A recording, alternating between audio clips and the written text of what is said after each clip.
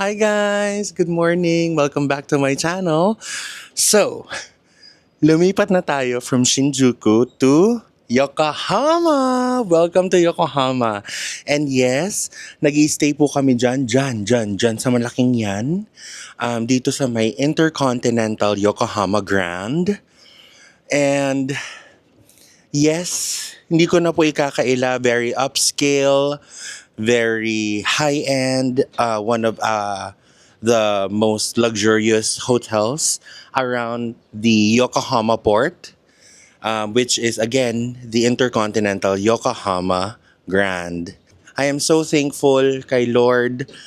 Of course, sa trabaho ko, I'm so thankful sa mga friends ko na andyan parati para suportahan ako, para i-push ako.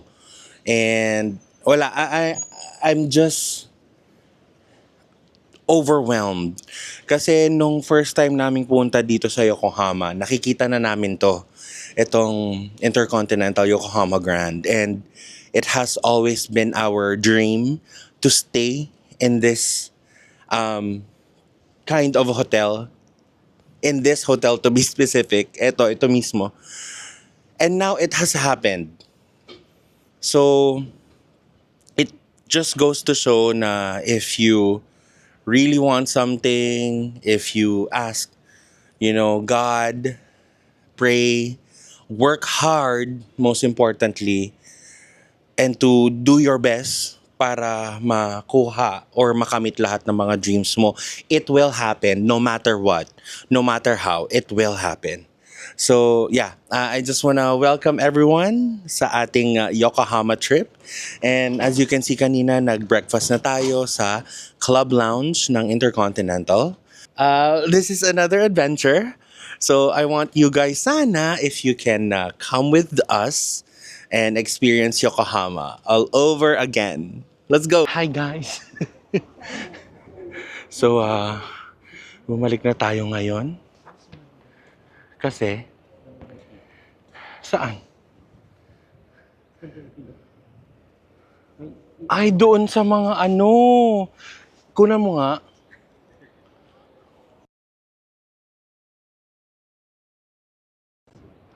Oo, wipes.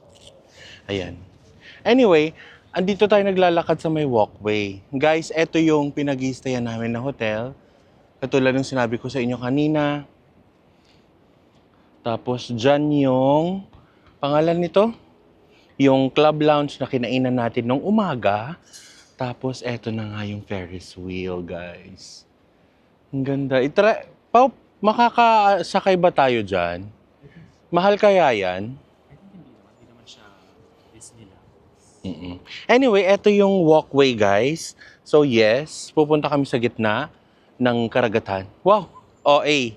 Kasi pupunta tayo dyan sa other side para mag-explore. What is Yokohama known for habang nililinisan mo ako, Leomar? It's a port city. It's a port city. So,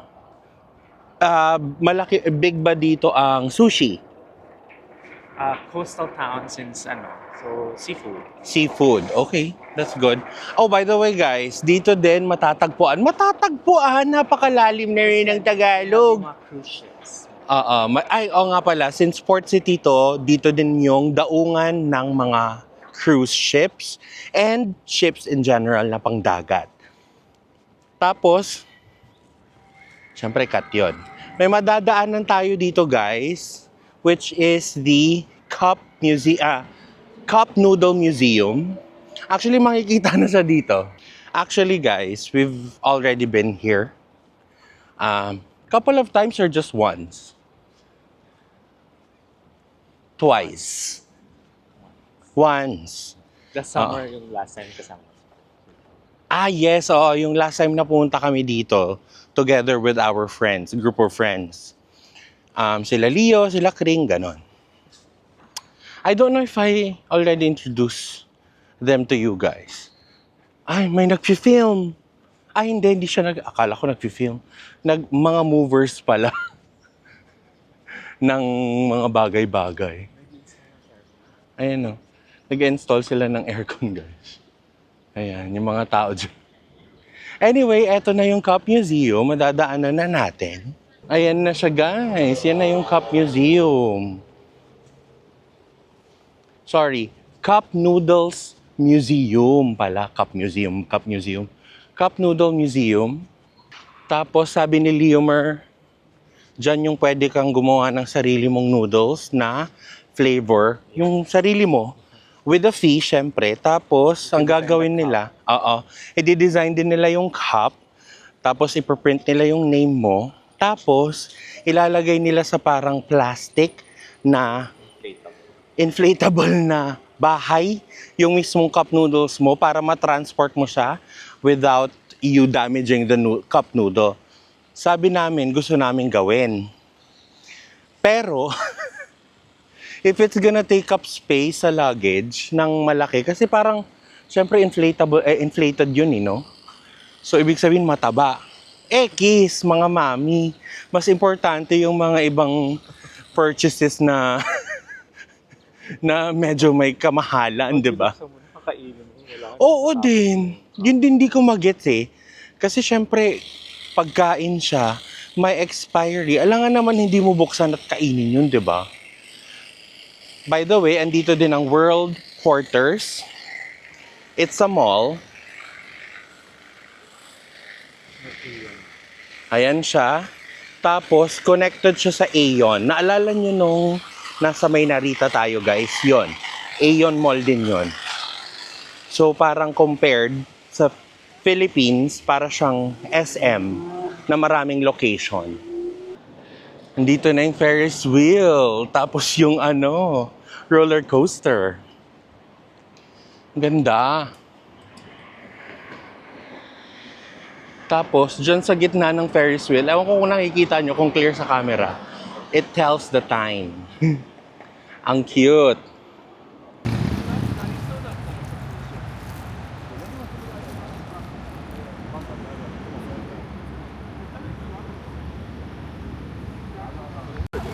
Cosmo World pala. Yokohama Cosmo World palang pangalan, guys.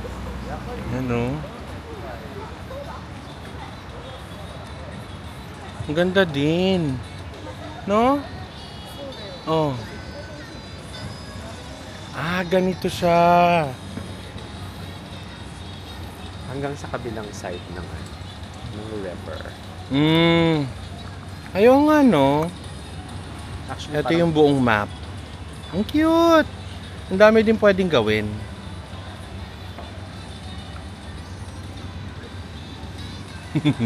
Ang laki pala niya talaga sa personal.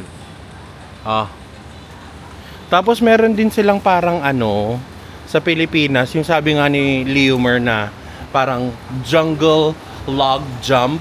Naalala niyo yun? Sa may Enchanted Kingdom. Oo, Enchanted Kingdom yun, diba? Tapos since nasa Japan tayo, vending machine everywhere. Halang cute nitong mga to. Parang gusto kong i-try. Ito yung mga ganyan, guys, oh. Yung sa carnival, yung bato-bato ng bola. Tapos you win a prize if you get something or you hit something. Grabe din, oh. Laki. Ay, ang taas. Ang taas niya, guys, oh. Pak, 'di ba? Ay, ano 'yan?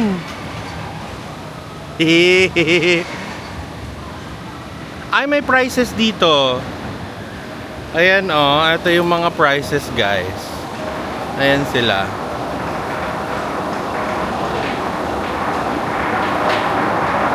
Yan yung mga price. Ewan ko nakikita nyo, pero ayan, yan yung prices, guys, ng mga attraction. Nice. Andyan na yung roller coaster. It's starting. Ang taas. Sobrang taas. Ayan, no.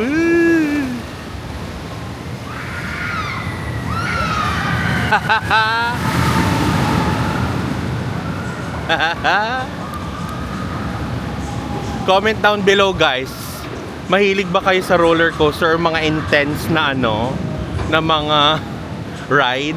Kasi yung isa dito, eto, yan, manggagancho kasi yan. Yung sasamahan kayo sa pila, tapos nasa likod siya, tapos hindi, pag lumingon kayo, pag malapit na kayo, wala na, nag-turn around na pala siya. Ilang beses na yung ginawa. Hoy, once. Singapore, Once. Tokyo Disney Sea. Once lang. Okay, this is it. Grabe. Mandarambong, mandaraya. Pero maganda din dito talaga. Site. 'Di ba? Tapos may mga sitting area, pahinga-pahinga. At ang maganda, pwede kayong pumasok ng walang entrance fee. Tingin-tingin, video-video, pwede. Hindi katulad sa atin na kailangan talagang magbayad. Hindi ka pa alam mo yon, hindi ka pa nagra-rides, may bayad na.